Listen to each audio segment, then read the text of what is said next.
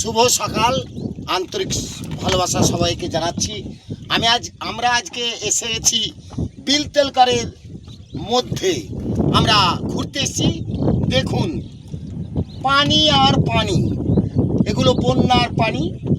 বড় বন্যা নয়, তবে মাঝারি ধরনের বন্যা এবছরও হয়ে গেছে। এই বন্যার পানিতে সুখ সুবিধা এলাকার চাষিদের যে পাট পচানোর কাজ এবং মাছ ধরার কাজ, এগুলো খুব সহজেই হয়ে যায় বন্যার পানির জন্য। তেমন কিছু লেবার বেশি লাগে না, খুব অল্প লেবারে বাড়ি বাড়ি সামনে যাগুলো কাজ মাঠের কাজ করা হয়।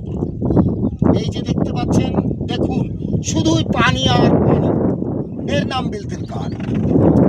এলাকাময় প্রায় 8 থেকে 10 অঞ্চল মিলে এই আমাদের বিলতেলকার পাড়েরতে সীমানার বাইরে এই গোলাকৃতি বিলতেলকার। দেখুন শুধু পানি আর